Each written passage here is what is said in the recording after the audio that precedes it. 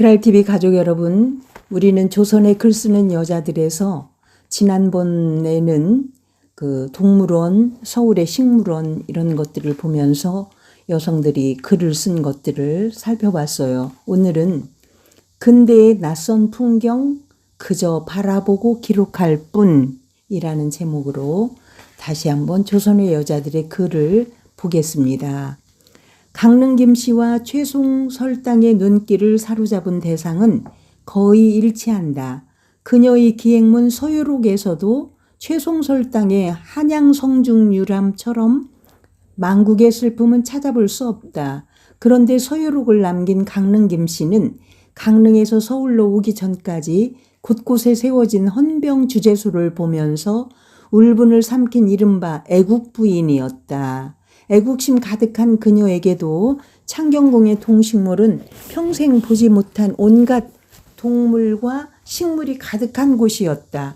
당시 여성들에게 창경궁은 비운의 왕궁이 아니라 호기심을 자극하고 경탄을 자아내게 하는 동물과 식물이 있는 곳이었다.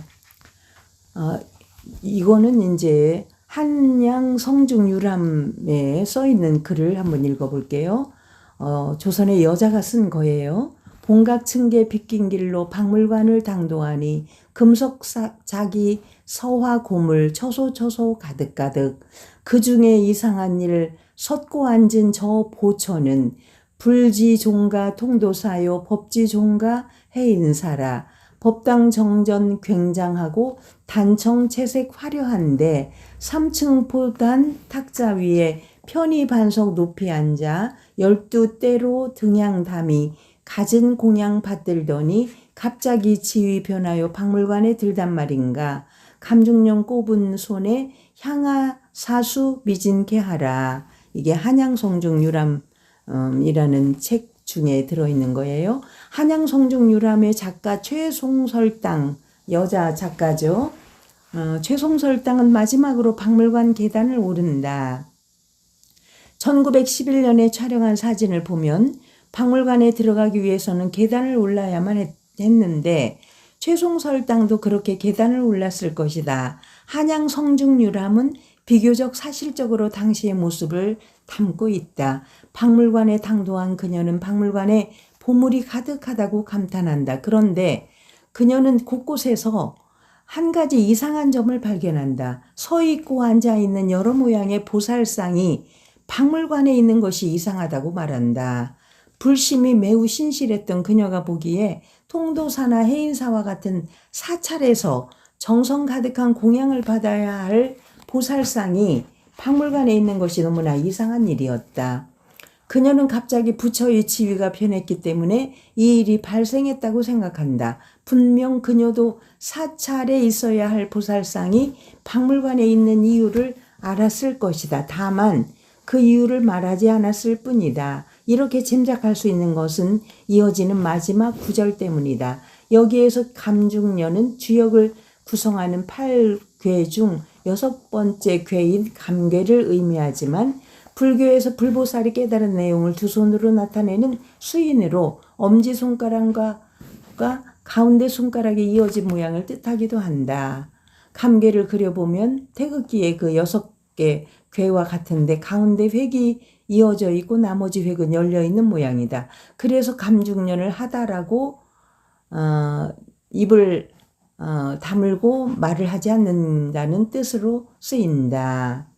문예지 백조를 창간하면서 활발한 문화운동을 펼친 홍사용도 그의 시 나는 왕이로소이다에서 누런 떡갈나무 우거진 산길로 허물어진 봉화뚝 앞으로 쫓긴 이의 노래를 부르며 어슬렁거릴 때에 바위 밑에 돌부처는 모른 채하며 감중연하고 앉았더이다 라면서 감중연의 수인을 한 돌부처의 모습을 언급하기도 했다.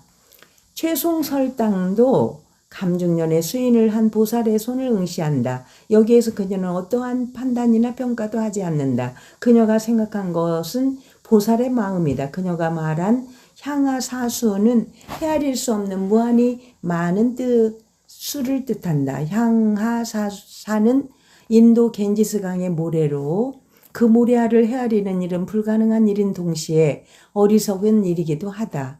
송설당은 자신에게 영광을 안겨준 한양에 올라와 어렴풋이 지난 날을 떠올리며 일제가 꾸며놓은 가짜 근대인 동물원과 식물원의 모습에 정신을 잃는다. 그러나 일제가 꾸며놓은 가짜 근대에 찬사를 보내거나 자신의 지난 날이 사라졌다고 비난하지는 않는다. 송설당은 말없는 보살의 수위를 바라보며 그 속에 담긴 무한 광대한 뜻을 헤아리는 것으로 한양유람을 마친다. 그녀가 이렇게 부처의 마음으로 한양유람을 마친 것은 이전과는 다른, 한양에 와서 어떠한 판단이나 평가도 쉽게 내릴 수 없었기 때문이 아닐까, 이렇게 생각을 하는 거지요.